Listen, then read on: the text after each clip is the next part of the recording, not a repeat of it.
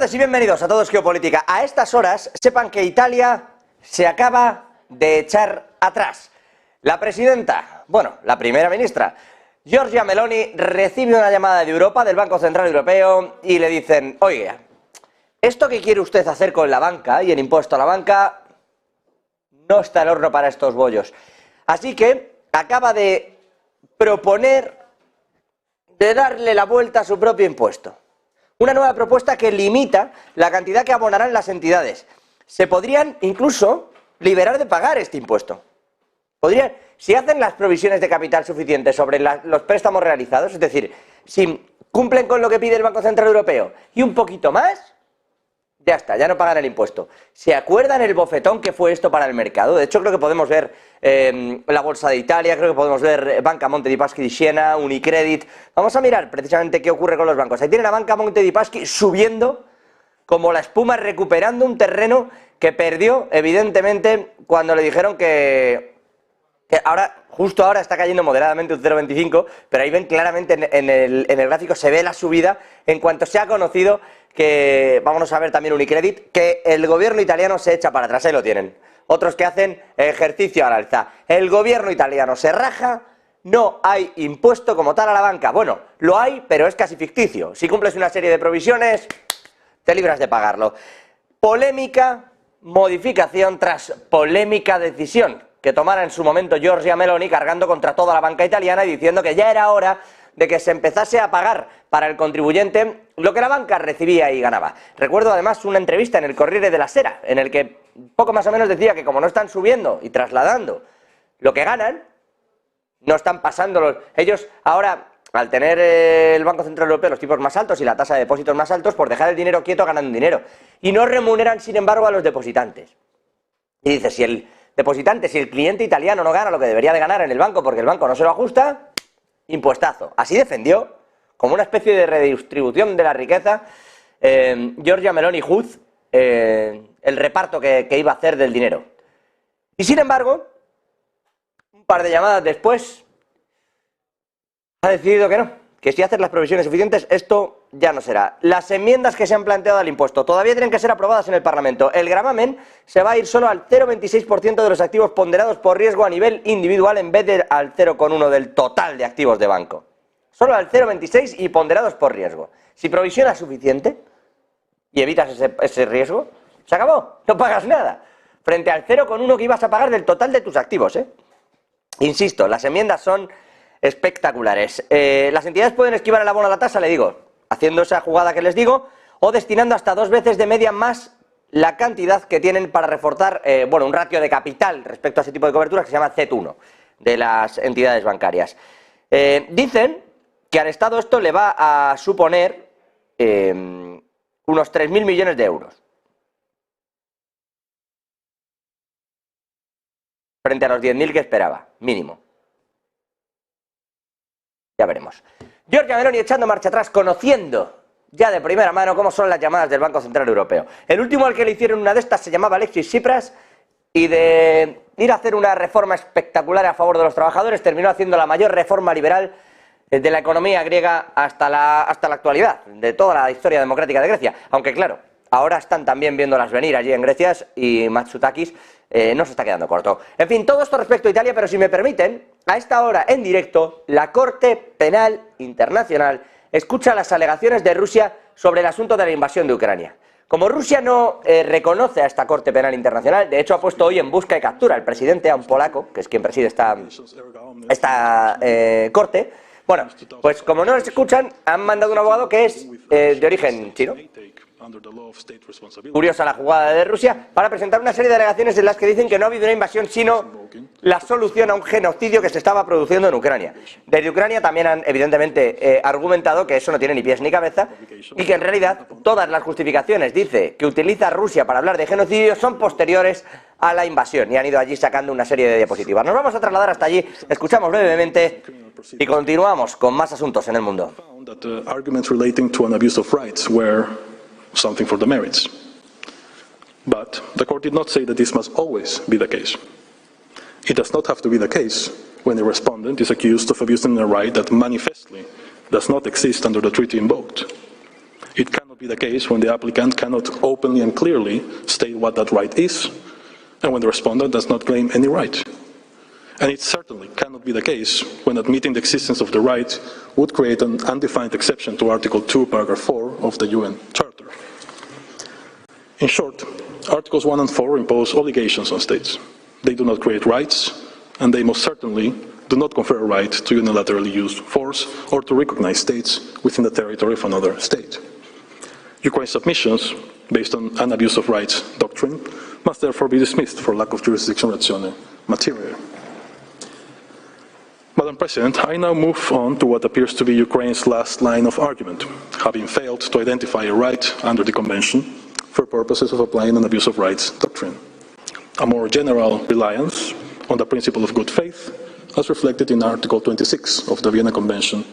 Bueno, ahora en la parte de alegaciones y contestaciones, ya no de la propia Ucrania, sí de países afectados alrededor, hablando sobre si han producido o no abusos y sobre cómo en realidad si Rusia no reconoce nada de lo que está ocurriendo alrededor y ni siquiera reconocía a Ucrania como un Estado en sí mismo, evidentemente desde ahí ese salto que se produce y efectivamente, como les comentaba yo también, vienen argumentando en general desde el lado de Ucrania que todo lo inherente a la posibilidad de que existiera un genocidio previo en realidad es posterior al hecho de que se haya invadido ese territorio, no reconociendo los derechos de quienes allí estaban. Ezequiel Vistoletti, doctor en ciencia política, profesor de Relaciones Internacionales en Alemania. Buenísimas tardes, ¿cómo está? Buenas tardes, ¿qué tal? Y está también ahí Juan Antonio Aguilar, director del Instituto Español de Geopolítica. Gustazo de charla esta tarde de lunes. Muy buenas tardes. Muy buenas tardes. Bueno, la Corte Penal Internacional a todos nos sorprendió, fíjese que lo hablábamos aquí, que se presentara algún tipo de alegación por parte de Rusia porque no reconocía, en teoría, la autoridad. Bueno, no reconoce no solo a la autoridad, no reconoce a la propia Corte, como Corte de Justicia Internacional. Pero ya es que hoy estamos rizando el rizo. Mientras ocurre esto y mientras presentan sus alegaciones y explican lo que creen que ocurría allí y Ucrania defiende su parte, han puesto en la lista de personas buscadas en Rusia al presidente de esta Corte Penal Internacional, que es todo como ya cuadrar el círculo. Ezequiel, Juan Antonio, ¿lo que hay ahí es un teatro o alguien pretende argumentar algo? Bueno, yo creo que es un poco de teatro, sí. Vamos a ver, si una de las partes no reconoce la Corte Penal Internacional, como otros muchos países, potencias, es evidente que sus resoluciones no van a tener ningún efecto para el gobierno ruso. ¿Qué es lo que se puede pretender? Bueno, pues un foro de discusión donde se analizan argumentos de unos y otros y eso siempre es una caja de resonancia, ¿no? Es decir, porque al final los medios tienen que hacer noticia y comentar lo que allí se hable y, lógicamente, si hay un mínimo de decencia, comentará lo de las dos partes. Y eso ya es, digamos, un punto positivo para los rusos, en el sentido de que la propia prensa occidental tenga que hablar de los argumentos que ha presentado en la Corte Penal Internacional. Por lo demás, no tiene ningún efecto. Ni la Corte tiene realmente ni fundamento, no sabemos cuál es su legitimidad, ni quién los elige. Es decir, bueno, pues no le veo mayor alcance que esto. El hecho de que Rusia ponga, que yo lo había avisado, creo que no es el primero de los magistrados de la Corte Penal Internacional que se ponen en búsqueda y captura. Obedece a que, bueno, es decir, son unos señores que están acusando a Rusia y puesto en búsqueda y captura a su presidente elegido democráticamente, ¿en base a qué? Si es un tribunal no reconocido en ese país. Entonces, bueno, pues claro, digamos, entienden que está cometiendo algún tipo de delito y por eso lo ponen en búsqueda y captura. Todo esto es un circo, evidentemente. No tiene mayor alcance que el de rellenar algunas líneas en los periódicos y algunos minutos en televisión en los próximos días. Alcance real, ninguno. Ezequiel, lectura rápida sobre esto. Está diciendo también Hungría pidiéndole respeto a Suecia. Ahora vamos con eso sobre la entrada en la OTAN, pero sobre esta Corte Penal Internacional, sobre lo que estamos viendo hoy, sobre esas alegaciones. Han presentado allí fotografías, vídeos. Han llevado sus propios PowerPoint, que le gustaba tanto decir a Cristóbal Montoro, al ministro de Hacienda español. Sí, no, completamente de acuerdo con Juan Antonio. De aquí a poco nadie recordará esta cuestión, incluso cuando en algún momento este conflicto aparezca resuelto o más o menos resuelto o al menos congelado o en un armisticio o olvidado incluso, quizás aún en conflicto, pero ya fuera de los primeros planos de los grandes medios, toda esta cuestión no la recordará a nadie, José. Sí, en la semana aparecieron cuestiones mucho más importantes que estas respecto a la guerra en Ucrania y a la geopolítica. Quizás establezcamos mejor el foco ahí, más allá de este circo. Hagamos eso, se lo compro. Polonia, muy enfadada. Fíjense que se supone que rebajaban tensiones. ¿Qué va? De rebajar nada. Le ha pedido que no vuelvan a insultar a los polacos, el presidente a Ucrania, a Zelensky, al gabinete, que se lo piensen muy bien antes de volver a insultar a los polacos.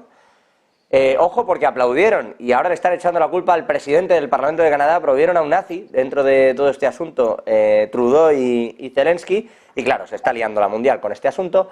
Y a más, las elecciones de Polonia ya no son el único problema. Llegan las elecciones de Eslovaquia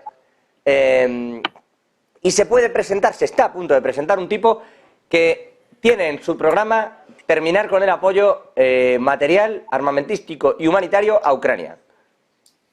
Y a eso, váyanle sumando que Hungría, insisto, no está por la labor de darle el sí a la OTAN. Si le falta respeto, como decía yo hace un segundito, dice que cuidado y que no le falta el respeto, que todavía queda ratificarlo. El este se está convirtiendo justo en un auténtico polvorín para la propia Ucrania. Eso sí son problemas reales para un conflicto que como pierda ya no Eslovaquia, pero a Polonia en concreto lo va a notar Ucrania y en buena medida. ¿Cómo veis vosotros estos movimientos? Más allá de que Polonia incluso le sirve de corredor para que lleguen los refugiados a Alemania. En fin, ha cambiado mucho el mapa en esta última semana. ¿Cómo habéis visto vosotros estos movimientos? Si queréis, comienzo yo, vamos. Sí. A ver, por citar un poco los tres, aunque los tres tienen algo en común, y es que me parece que empieza a haber un cierto cansancio con todo el tema, ¿no? Y claro, cuando ese cansancio se produce en medio de procesos electorales, la cosa se complica. Y esto es un aviso para lo que puede pasar en las próximas elecciones norteamericanas. Por ejemplo, el tema de Canadá. Hombre, el tema de Canadá a mí me ha recordado a la película de Casablanca, ¿no? Qué escándalo, aquí se juega. Mira, yo no voy a meterme con un abuelo de 90 años que yo no sé exactamente lo que hizo, no tengo datos para juzgar, ¿no? Ni por supuesto soy yo nadie para juzgar. Ahora, si digo una cosa, si este señor estaba acusado de crímenes, si este señor era conocido, y ahí están en su expediente y todos esos datos que han salido, lleva 70 años viviendo en Ucrania, o al menos en Occidente. 70 años. Ahora se dan cuenta que aquí se juega. ¡Qué escándalo! ¿Quién le ha invitado a la sesión parlamentaria donde estaba Zelensky? ¿Se ha invitado solo? ¿Ha entrado solo? ¿Quién le ha invitado? Vamos a ver, la diáspora ucraniana es muy fuerte en Canadá, pero no de ahora, desde el final de la Segunda Guerra Mundial. Es una diáspora que además ha colaborado desde aquel mismo momento que acabó la guerra, ha colaborado con los servicios secretos occidentales, fundamentalmente la CIA, que los utilizaba incluso para cometer actos terroristas en la Ucrania soviética. Pero ahora nos vamos a rasgar las vestiduras porque este señor estaba allí y le aplauden. Pero sí, se han estado viviendo allí desde el comienzo, se han estado viviendo en Occidente y apoyados por los servicios secretos occidentales desde siempre. Es que, de verdad, a veces uno dice, ¿me están tomando el pelo?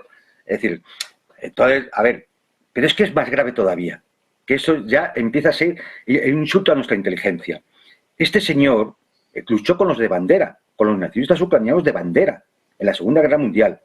Esos mismos a los que se le hacen honores en la Ucrania actual.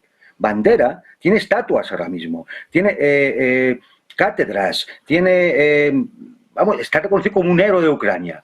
Los que lucharon con él igual, ¿no? Es decir, yo de verdad, uno piensa, bueno, ¿esto qué es? Polonia. A ver, Polonia va a tomar esta actitud hasta que se celebren las elecciones, porque el partido gobernante, el PIS, va perdiendo a votos de un 40% y tanto por ciento con las anteriores elecciones, está ahora en un 36%, bajando. ¿Por qué? Porque los polacos también están cansados ya de la guerra. Eslovaquia. Hombre, Eslovaquia no es que haya surgido un señor, es que es el Partido Socialdemócrata de Eslovaquia, dirigido por Robert Fico, tiene un partido que se llama Smer, que no es el único, porque hay otro partido que es HLAX, que también es prorruso, como el SMERS, que también está aumentando en votos y además es amigo de Orbán. ¿Por qué? Pues porque también hay cansancio de la guerra de Ucrania. Todo esto empezó cuando el presidente elegido democráticamente en Eslovaquia fue señalado por comprar vacunas Sputnik 5 contra el COVID. ¡Qué escándalo también! Es decir, esas vacunas no se pueden comprar. Hay que comprarle de Pfizer, que tienen alguna relación mejor con los burócratas de Bruselas, ¿no? Y ahí vino una crisis política que llevó al actual presidente Odor y a unas elecciones anticipadas. Y ahora tenemos esas elecciones anticipadas, donde se ha discutido mucho, por ejemplo, el tema de la venta de aviones MiG-29 a Ucrania, y hay cansancio en la población. Se ha visto manifestaciones en la calle. Miles y miles de personas.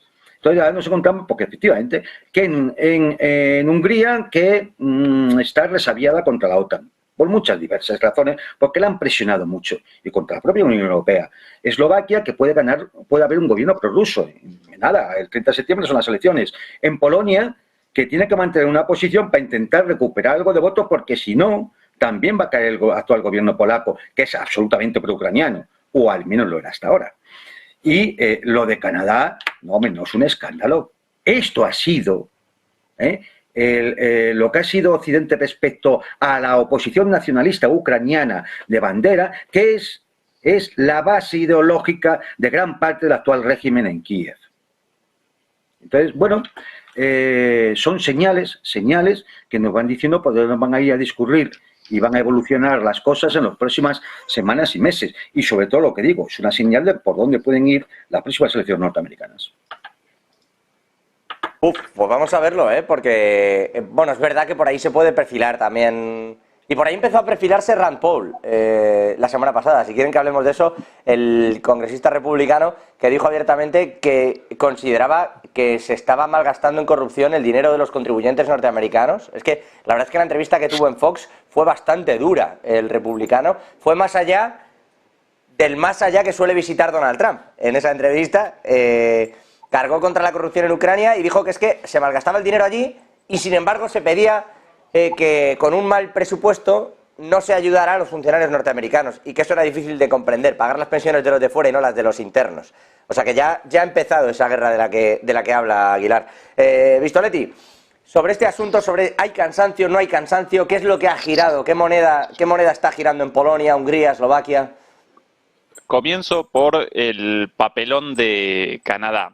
Yo presencio en el norte global y en el G7 en particular dos cuestiones. En primer lugar, un proceso de reescritura de la historia del siglo XX y una naturalización de muchos hechos condenables ligados a el nazismo y a la Segunda Guerra Mundial. Recuerdo ahora, quizás como lo más importante dentro de esta sutil reescritura de la historia y la naturalización de muchas cosas muy terribles, el hecho de que en el llamado Día de la Victoria en Rusia, la celebración de la capitulación nazi, mientras en Rusia realizaban celebraciones como todos los años, Ursula von der Leyen acompañaba las celebraciones del día anterior, porque, bueno, curiosamente en Occidente rememoran esto antes, aunque en realidad la celebración en sí, como una fiesta nacional, comienza últimamente en el marco de esta reescritura de la historia. Bueno, Ursula von der Leyen acompañaba a Zelensky en Ucrania en los actos conmemorativos de la capitulación nazi en un país en el cual realiza una reivindicación oficial, institucional de un nazi como bandera, y no de toda la vida, sino desde 2014 y la llegada de Poroshenko y después con Zelensky. Eso como contexto. Bueno, y ahora en Canadá una situación similar en el sentido de rememorar o realizar una mención honorífica a un personaje implicado, a un ex militar implicado en las SS, en las luchas en Galicia. Por cierto, la unidad en la cual participaba este señor aparece, bueno, como todas las unidades ucranianas en ese tiempo, aparecen acusadas de crímenes de lesa humanidad. Eso por un lado, esa reescritura de la historia del nazismo. En ese marco también esta idea de que la Segunda Guerra Mundial la comenzó la Unión Soviética, delirios de ese estilo, y esto también de la liberación de los alemanes del nazismo, como si los alemanes no hubieran participado activamente en el surgimiento del nazismo, como así también muchos otros países, muchas otras sociedades europeas en otros países colaboracionistas, cuando no abiertamente nazis. Esa, lamentablemente, la historia real de Europa. Rechazarla representa una quimera. Eso por un lado. Por otro lado, presencio un fenómeno quizás tan preocupante como este primero, al cual yo llamaría proceso de estupidización, tal vez, en el sentido de que el homenaje a este excombatiente de las SS posiblemente ni siquiera fue realizado adrede en Canadá en la alocución de Zelensky ante el Congreso canadiense. Deben haber, en el momento de la organización, debe haber aparecido la información de que por ahí podían presentar a un señor viejito como héroe en el marco del discurso para generar un momento emotivo hollywoodense. Ah, bueno, llámalo, buenísimo. Sí, de hecho hay una parada en medio del discurso justo antes de referirse a todo esto. Claro, y eso responde a la creciente estupidez del liderazgo, lo debo llamar así, lamentablemente, del liderazgo occidental. Y cuidado, José, Juan Antonio, porque a veces peor un estúpido que un mal tipo. Porque el estúpido, por lo general, más peligroso que el mal tipo. Un ejemplo de, para mí, un mal tipo, bueno, perdón por esta caracterización un poquito así informal, Kissinger, por ejemplo. Kissinger, con un pasado verdaderamente terrible, pero yo con Kissinger establecería una negociación geopolítica, porque delante mío aparecería una persona pensante, ¿sí? En cambio, si delante mío aparece, bueno, uno de estos impresentables, un Trudeau, ¿qué clase de negociación podés comenzar con Trudeau? Recuerden el reto de Xi Jinping a Trudeau después de una reunión, cuando lo amonestaba, y para colmo frente a las cámaras, a esto de si establecemos una conversación de alto rango entre líderes de Estado, ¿cómo después vos presentás todo eso a la prensa? Bueno, ese es el proceso de estupidización colectiva de la dirigencia occidental. Muy peligroso, muy, muy peligroso. Eso respecto al papelón de Canadá. José. Después, y Juan Antonio, después respecto a Zelensky, la falta de apoyos o la pérdida de apoyos, presenciamos un momento crítico para Zelensky en este momento, ante el fracaso ya confirmado por los propios medios occidentales de la contraofensiva. La última edición de The Economist verdaderamente genera sorpresa respecto a esto por la crudeza de la caracterización del análisis del fracaso de la contraofensiva, y más aún por la propuesta de, bueno, abandonemos la contraofensiva y comencemos una estrategia defensiva de guerra a largo plazo sin abandonar la guerra, con la idea de una guerra de 10 años hasta el ingreso de Ucrania de aquí a 10 años en la Unión Europea en guerra con Rusia, ¿no? Además de lo guerrerista, violenta y demencial, un verdadero delirio. Eso con respecto a la confirmación de la fallida contraofensiva, del fracaso de la contraofensiva, pero claro, eso va generando consecuencias. Primera consecuencia, en la sesión de la Asamblea General de las Naciones Unidas, el tema de Ucrania apareció como secundario prácticamente. En el momento del discurso de Zelensky ante el recinto, ante la Asamblea General, el recinto prácticamente aparecía vacío. En Estados Unidos mismo, Zelensky había solicitado una vez más la autorización para protagonizar un discurso como el de diciembre del año pasado frente al Congreso, lo recordarán, como una película de Hollywood, recibido con una ovación, todos republicanos y demócratas aplaudiéndolo, vitoreándolo. Un acto verdaderamente hollywoodense. Bueno, había solicitado Zelensky una sesión de este tipo para nuevamente realizar un pedido una vez más de más armas, más apoyo y mayor patrocinio de Estados Unidos a Ucrania y fue rechazado. Todos aparecíamos a la espera de sus palabras ahí en una situación mucho más complicada. Bueno, ¿cómo iba a presentar la cuestión? ¿Cómo iban a reaccionar los congresistas? Lo rechazó el speaker, el vocero de la Cámara Baja, de la Cámara de Representantes de Estados Unidos, rechazó el pedido de Zelensky para un discurso frente al Congreso. Debido a lo cual, entonces, Zelensky apareció como premio consuelo en el Congreso canadiense. Pero los propios republicanos rechazaron una vez más esta escenificación a favor de la guerra por el creciente descontento, ya no solo entre republicanos cercanos a Trump, sino entre republicanos antitrampistas e incluso entre cada vez más demócratas. En un momento en el cual Biden quiere 24.000 millones de dólares adicionales y Zelensky aparece necesitado de más armas y de más dinero frente a esta fracasada contraofensiva. Eso como otra muestra de las crecientes dificultades de Zelensky. Bueno, y por último, la pérdida de apoyos aquí en Europa, en Polonia.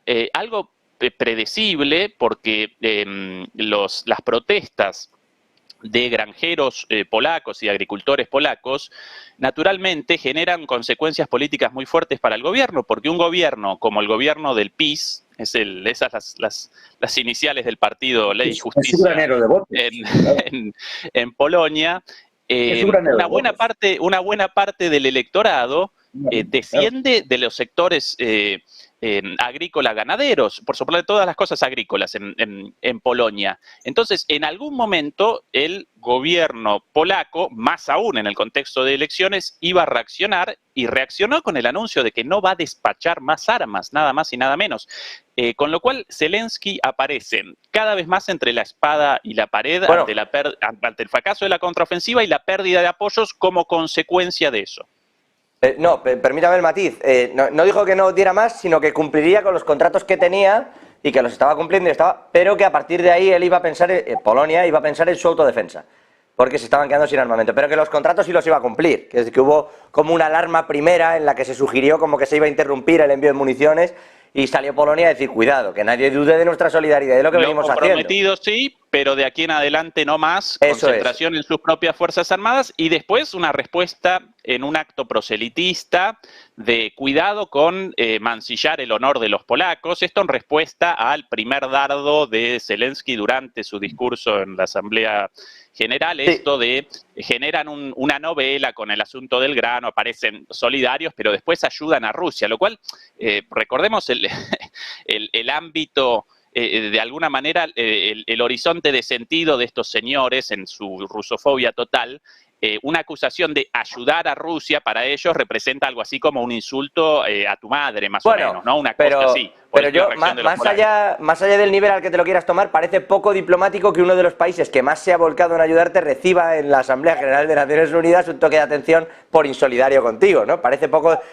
Alguien no advirtió oye, como esto les siente mal del todo, sí que va a ser un problema. Lo cierto es que hay... Cuidado. No solo son palabras, es que Zelensky, con su gobierno, ha puesto denuncias en la Organización Mundial de Comercio por el tema del grano. No llegó a denuncia, pero sí que es verdad que planteó una cuestión al arbitraje de la Organización Mundial de Comercio para ver cómo se podía resolver este tema. Sí, que fue rápidamente también a Polonia a decir que si no retiraban esto, directamente se bajaba de cualquier tipo de negociación del cereal en toda Europa, no solo en Ucrania. Y en cuanto al caladero de votos, algo más del 30% del voto que está buscando Duda está en los agricultores polacos, en los que él necesita. Claro, con esa, casi un 32%, con esa cifra en la cabeza, me imagino que van a hacer poco encaje de bolillos. Quiero decir, no va a entrar grano ucraniano mientras de los granos de los agricultores polacos dependa la elección del propio Duda. Esto, pues me permite la broma, no cabe duda. Uno que sí que tiene voto y negociaciones, decía, creo que era Ezequiel, ¿no? ¿Cómo vas a negociar con Trudeau? Uno que sí tiene voto y parece que negocia es Blinken, el secretario de Estado norteamericano. Este sí que va a todos los charcos y a todos los frentes, casi muchas veces a ser la voz de Joe Biden, cuando Joe Biden ni siquiera entra en las negociaciones, ¿no? Están en eso en Estados Unidos, en su gabinete. Bueno, desde el Departamento de Estado, junto al Departamento de Estado de Comercio, acaban de ponerle sanciones a 11 empresas chinas y a 5 rusas. 11 empresas relacionadas con el sector de la tecnología y la exportación de materiales y 5 chinas, también relacionadas con el sector tecnológico. En concreto, dicen desde el Departamento de Comercio de los Estados Unidos que todas estas sanciones obedecen a intentar a evitar el suministro de materiales, en especial para montar armamento y munición de carácter tecnológico vinculada sobre todo a los drones de ataque. 11 empresas chinas, 5 rusas sancionadas dentro de esa escalada, si me permiten, de sanciones y más sanciones que Estados Unidos viene encabezando desde hace tiempo. Bueno, pues una más impuesta y nuevamente, insisto, sufriéndolo más, fíjense, 11 chinas y 5 rusas. Al respecto de esto, no sé si tienen algún comentario, pero les quería preguntar en concreto por lo que estamos viendo en Estados Unidos, así que ya aprovecho y les lanzo las dos. Una, esta línea de sanciones, y dos, hablabais los dos del cambio radical y mencionaba yo la entrevista a Rand Paul en Fox, porque el giro de los republicanos es absoluto con respecto a la guerra de Ucrania. Lo que está por venir es muy, muy crudo para Ucrania, teniendo en cuenta que los republicanos están viendo un caladero también de votos en negarse a seguir dando ayuda. Claro, pero es que eso es lógico. Pero eso, a ver, en el planteamiento estratégico que tendría que haber hecho el Estado Mayor ucraniano, tenía que haber tenido en cuenta esto. Hay elecciones el año que viene. ¿Se han entrado ahora también, como Trudeau con lo del otro? No, ya lo sabían. Sabían que esto iba a ser uno de los caballos de batalla en esa campaña electoral. Saben incluso que hasta dentro de sus propias filas, como es el senador Robert Kennedy, es de los que plantean acabar con el tema de la guerra y de seguir apoyando a Kiev. Luego, eso lo tenían que haber tenido previsto. Vale, se me puede decir, es que no han podido hacer nada más. Bueno, pues entonces estamos en una situación muy mala. Una situación muy mala, ¿por qué? Porque al final, es decir, el planteamiento militar ruso es ir desgastando la capacidad resistente del ejército ucraniano para seguir combatiendo. Y todo esto ayuda. Con lo cual ellos solo esperan el momento del colapso del frente. Puede ocurrir el mes que viene o dentro de 6 meses. Da igual, se producirá. Se producirá porque no hay capacidad de continuar una guerra de esta intensidad en este momento con lo que tiene, de lo que puede disponer la OTAN y de lo que tiene Kiev. Entonces, el futuro es bastante oscuro, claro que es bastante oscuro, pero no es sorpresa, no nos tiene que tomar de sorpresa. Es decir, esto yo creo que se viene viendo desde que comenzó la famosa batalla de Bakhmut, que aquello se convirtió en un desgaste permanente de unidades ucranianas. Está claro, es una guerra de desgaste en la cual el que más puede disponer para desgastar es Rusia y la lleva adelante. Está dispuesta a ceder parte de territorio a cambio de desgaste del ejército ucraniano, de desgaste de la OTAN. Bueno, pues vale, adelante. A ver, y decía que de verdad que es que el chiste lo pone muy fácil. Es decir, ahora resulta que son esas empresas las que están llevando a Rusia material electrónico para la fabricación de armas. ¿No eran los chips de las lavadoras, la batidora y la tostadora? Hace un año en estos días en que la señora von der Leyen dijo esto ante toda la opinión pública europea. Es decir, lo que queda en evidencia es la tomadura de pelo a la que nos tienen sometidos permanentemente estos señores. Otra rueda de sanciones, lo único que va a seguir provocando es los mismos efectos que han provocado las rondas de sanciones anteriores. Es decir, hay que recordar la frase tan manida de Einstein, ¿no? Loco es el que espera resultados distintos cuando siempre hace lo mismo. Si hacemos lo mismo, los resultados serán los mismos. Y esto es lo que se va a conseguir. ¿Qué pretenden fastidiando o sancionando Sanciones que, por otro lado, desde el punto de vista del derecho internacional, siguen siendo ilegales. Es decir, ¿qué pretenden sancionar ahora 11 empresas chinas? Y mañana serán iraníes, o turcas, o indonesias, y si no, pues y acabarán sancionando, pues no lo sé, al vino de Rioja, porque lo toman en el Estado Mayor ruso. No lo sé, es que es de verdad, es decir, no tienen otra idea. Esto es todo lo que dan de sí. Hacer lo mismo que llevan haciendo, no desde febrero del 20 comenzó la guerra, desde 2014. Con la reunificación de Crimea. Empezaron las rondas de sanciones. ¿Cuántas llevamos ya? Rusia ahora mismo es el país más sancionado del mundo. Ya no sé si se sobrepasan ya las 15.000 tipos de sanciones. ¿Y qué han conseguido? ¿Seguimos haciendo lo mismo? Pues tendremos los mismos resultados. Han conseguido, si me permite, que haya una cierta variación y que haya empresas que estén produciendo, por ejemplo, en Estados Unidos, que fabriquen en Estados Unidos. O sea, han conseguido que más allá de la guerra, en realidad, se juegue a una suerte de proteccionismo que permita el autoabastecimiento, más allá de si luego ganas o no la guerra tecnológica, que eso es harina de otro costal y tiene mucho más que ver con China que con Rusia. Entonces reconozcamos una cosa.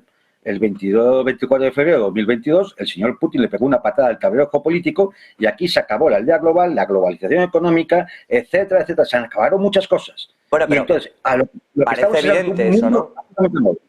Un mundo nuevo. Por lo tanto, es decir, seguir haciendo las mismas, bueno, que otra ronda de sanciones, venga, o dos más, si da igual.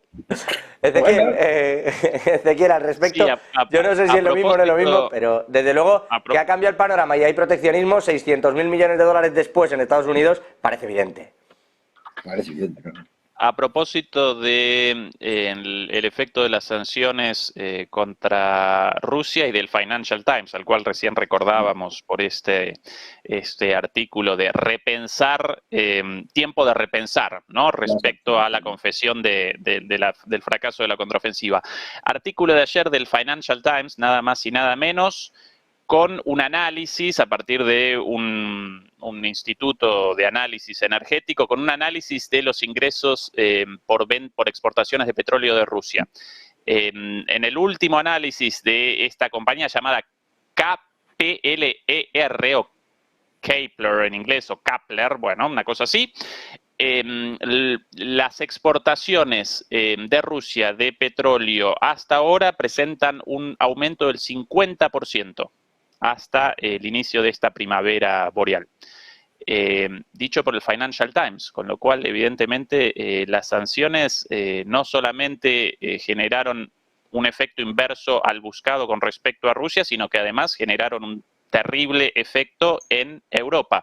Quizás la situación de Estados Unidos otra, aunque evidentemente no tanto. Sí, el llamado de inicialmente Trump y ahora cada vez más republicanos y algunos demócratas también a acometer negociaciones de paz cada vez genera más atracción en el estadounidense y la estadounidense de a pie, evidentemente la situación no aparece bien para el común de la gente y eso en Estados Unidos también, y eso en gran medida responde a las consecuencias de esta guerra. Respecto, José, a la situación de Estados Unidos en términos políticos y al creciente reclamo de republicanos, para mí en Estados Unidos comenzó en el ámbito de los decisores de estas cuestiones, entre los halcones neoconservadores, comenzó una disputa nueva entre dos sectores ante esta novedad del fracaso de la contraofensiva.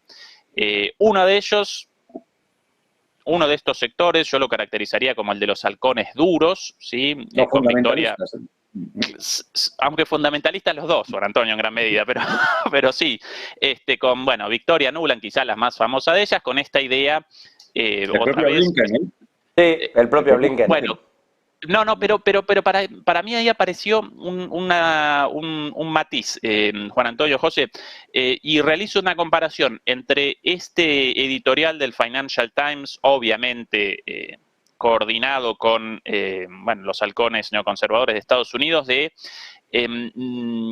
realizar un reconocimiento de la derrota de la contraofensiva, pero llamar a un cambio de estrategia hacia una guerra de desgaste defensiva, naturalmente, de larga duración, y que Estados Unidos a la vez comience un enfrentamiento mayor con China. No abandonar, no generar un congelamiento del conflicto, que Europa responda más que hasta ahora por la cuestión ucraniana y que Estados Unidos participe a la vez de estos dos conflictos.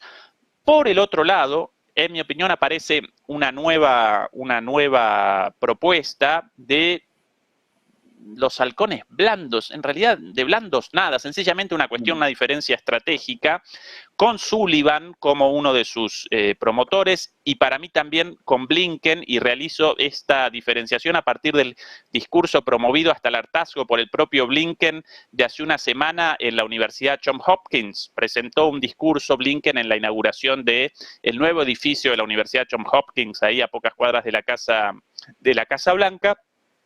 Y básicamente ahí presentó esta nueva idea de, bueno, aparecemos en una situación distinta a la del pasado, a la de la unipolaridad, comenzamos una disputa directa contra Rusia y contra China, para lo cual deberíamos generar un congelamiento en Rusia de manera que podamos redireccionar nuestros esfuerzos hacia China, y una vez resuelto lo de China, ahí sí reactivar lo de Ucrania, ¿sí? Ninguno quiere abandonar y luego se despiertan. Por completo Ucrania, pero en un caso la idea esta de un congelamiento para estratégicamente establecer el foco en China, en el otro caso no, los dos a la vez, y que los europeos respondan más por la guerra en Ucrania cada vez más, pero sin un congelamiento del conflicto. Esa para mí la nueva disputa entre halcones, unos halcones y otros halcones. Lo loco de todo esto, en ningún momento deliberan respecto a la paz, a la resolución del conflicto. Eso como que aparece fuera de su universo de sentido, y a la vez ambos sectores aparecen bastante preocupados por la posibilidad de la llegada de Trump a la Casa Blanca. Porque en ese caso, ni lo uno ni lo otro. Trump cada vez más presenta en sus discursos, yo el otro día presenciaba un discurso de él en New Hampshire, si no recuerdo mal, y cada vez más está presentando la cuestión de Ucrania como una cuestión fundamental en sus discursos ya proselitistas. Por lo general realiza discursos en respuesta a las acusaciones judiciales, no recuerdo cuántas decenas de ellas, pero ya comenzó la campaña para Trump. Y está presentando el tema de Ucrania. Al principio comenzó como una declaración de, bueno, yo esto lo desactivo en un solo día. Cada vez más aparece en el centro de su discurso proselitista. Y lo están acompañando cada vez más republicanos en esto. Entonces, esto también genera preocupación entre los halcones de ambas facciones en los Estados Unidos, ¿sí? Sí, no, el tema es que Dime, Juan Antonio. El tema es que ese doble juego que han llevado los halcones, sobre todo uno focalizando más en Rusia y otro focalizando más en China, que no viene de ahora, viene ya desde hace tiempo, claro, ha acabado en una auténtica ensoñación. Porque es que ellos piensan que pueden establecer una estrategia sin contar lo que opina el contrario. No, ahora congelamos el conflicto en Ucrania y nos vamos hacia el Asia-Pacífico y después cuando acabemos allí volvemos a hablar de Ucrania. Claro, eso contando con que los rusos son tontos, los chinos son tontos, todo el mundo es tonto para que ellos hagan su jueguecito. Es la mentalidad propia de unos fundamentalistas, fanáticos, que solo ven su realidad, nada más que su realidad. Pero ¿tú cómo vas a congelar el conflicto ucraniano? ¿Tú crees que los rusos van a congelar ahora que pueden dar un golpe fuerte si colapsa el frente en este invierno? ¿Cómo van a congelar? El que va a quedar congelado son los pobres soldados allí, pero de congelar no va a haber más. Entonces, ese tipo de ensoñaciones, claro, te llevan a un camino, realmente llevan siempre a una vía muerta. Y esa vía muerta va a ser aprovechada posiblemente dentro del Partido Demócrata por Robert Kennedy y otros, y posiblemente entre los republicanos por Trump, que evidentemente va a poder coger alguno de estos temas, no solo la guerra de Ucrania, la inmigración y alguna cosa más, lo va a poder coger y, tal como están las cosas ahora mismo, no dudo en que pueda acabar destrozando al Partido Demócrata.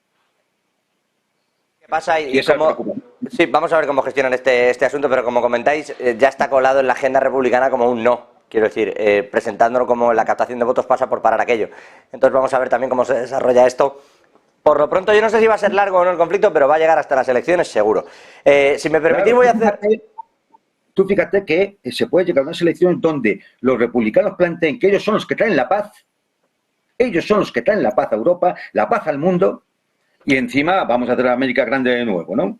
Bueno, sí, además, por medio se han llevado la mitad de la industria europea. Sí, la verdad es que allí van a acabar en las elecciones los pajaritos disparándoles a las escopetas. Ezequiel, rápidamente, que me tengo que ir a publicidad. Muy cortito.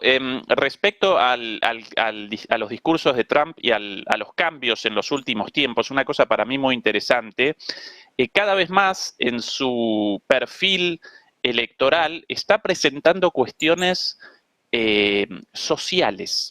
Interesantemente, está generando un perfil conservador popular, interesantemente. La cuestión, recordemos que en su discurso aparecía entre las cuestiones más importantes, más allá de la de Make America Great Again, esto de la vuelta de la industria, ¿no? El resurgimiento de la economía. Claro, también aparecía la cuestión xenófoba de, los problemas nuestros, culpa de los mexicanos. ¿Sí? Por eso lo caracterizan como a un candidato de esta nueva extrema derecha. Ahora, ese componente no desapareció por completo, pero está retrocediendo y está comenzando a aparecer muy interesantemente una acusación a los demócratas por rechazar las políticas de seguridad social y rechazar las políticas de seguro médico. Muy interesantemente, porque hasta hace poco para los republicanos la idea de un seguro médico como en toda Europa por lo menos y en buena parte del resto del mundo, en América Latina también, aparecía como una ensoñación comunista, un delirio de estos de los republicanos de extrema derecha de que el seguro médico determina el inicio del comunismo soviético, una pavada así. Bueno, ahora Trump ya está realizando una reivindicación de su lucha contra los demócratas por la seguridad social para los estadounidenses. Con lo cual está generando un perfil cada vez más dirigido, conservador obviamente, pero hacia los sectores populares.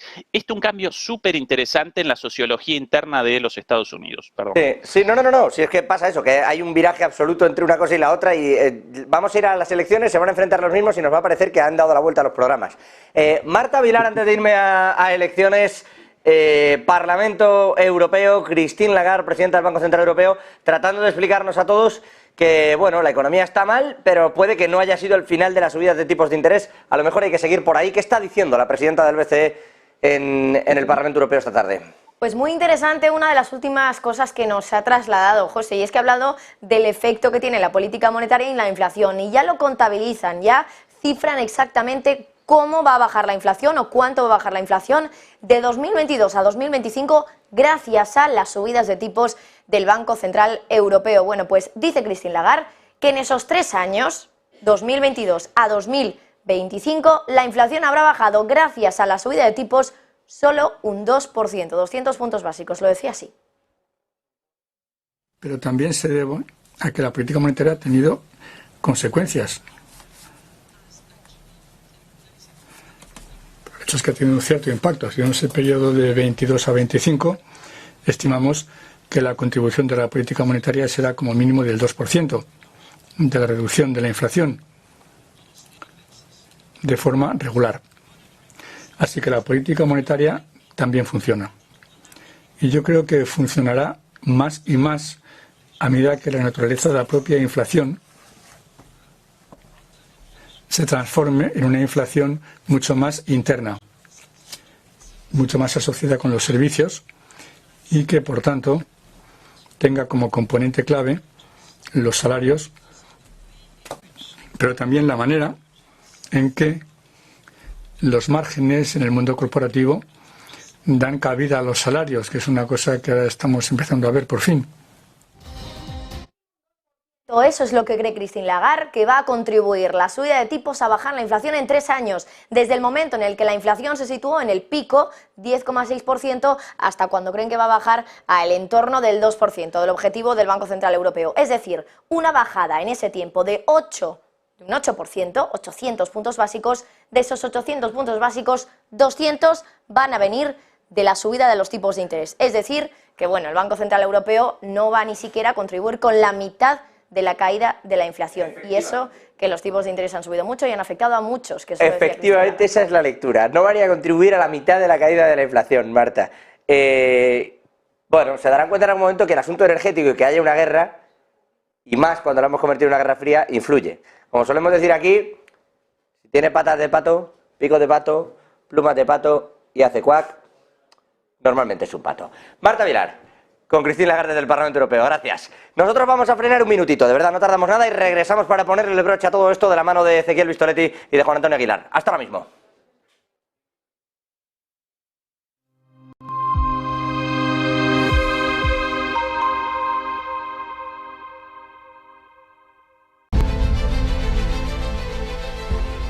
No puede volver atrás y cambiar el principio, pero puede comenzar donde está y cambiar el final. En Luna Sevilla queremos ser su asesor financiero de referencia para mejorar su presente y su futuro patrimonial, prestando nuestros servicios como agentes de Caser Asesores Financieros. Somos una empresa con una clara apuesta por la formación de calidad, la información transparente y objetiva, y por el asesoramiento financiero personalizado y continuado. Visite nuestra web lunasevilla.es o llame al 91 762 3442.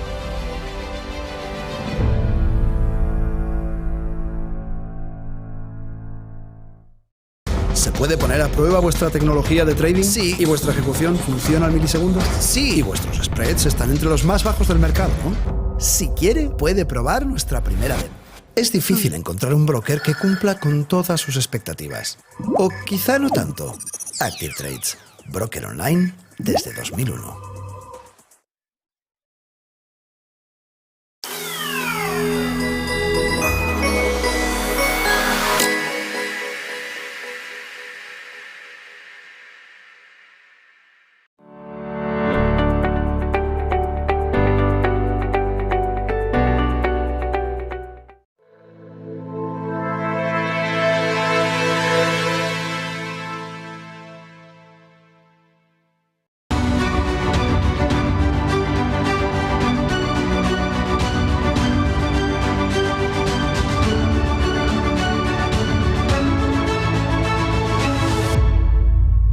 Estamos de vuelta, Ezequiel Vistoletti con Ezequiel Vistoletti y con Juan Antonio Aguilar, que están también al otro lado de sus pantallas, lo diré, y voy tan deprisa por no comerme tiempo que al final me atropello.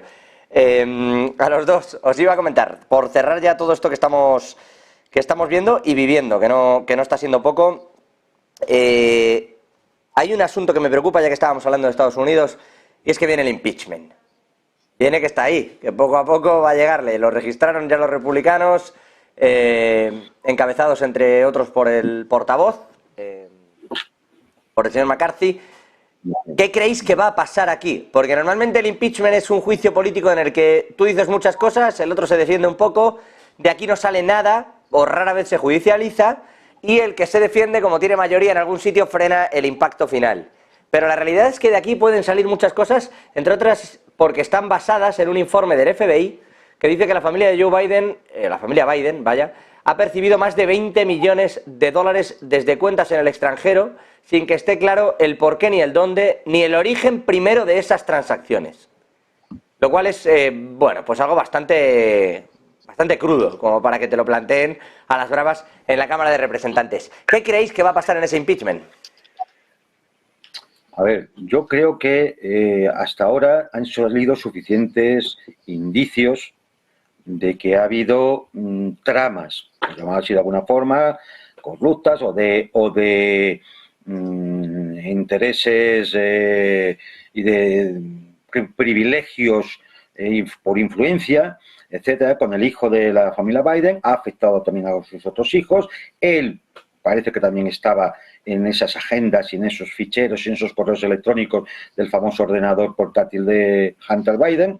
Yo creo que hay suficientes indicios como para pensar y promover un impeachment y pensar que el presidente debería dejar su cargo por estar implicado en posibles presuntos delitos de corrupción, ¿no? Y de enriquecimiento ilícito, y posiblemente de prevaricación, y posiblemente hasta de coacciones, como es el famoso tema del fiscal general ucraniano al cual obligaron a dimitir.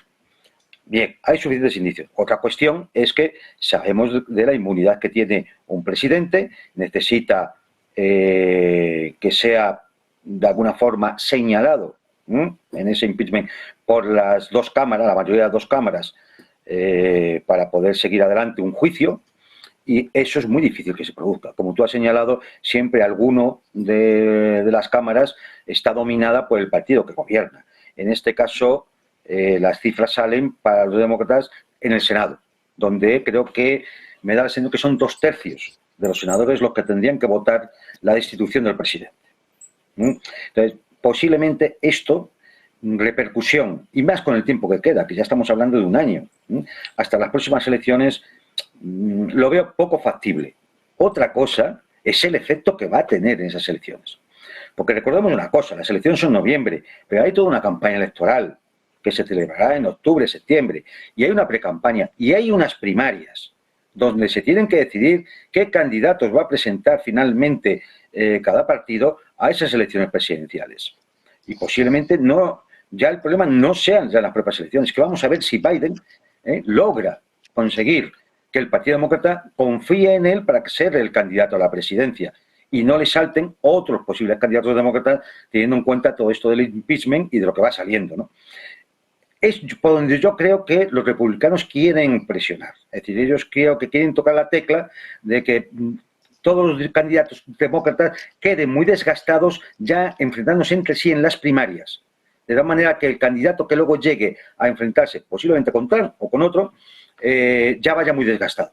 Ya vaya mucho más frágil a un combate ya cuerpo a cuerpo en una campaña electoral contra el candidato republicano. Y yo creo que este es un poco el sentido del impeachment. Si lo han pensado así, además ha sido inteligente, porque yo creo que han escogido el tiempo adecuado hasta la celebración de esos comicios, ¿no?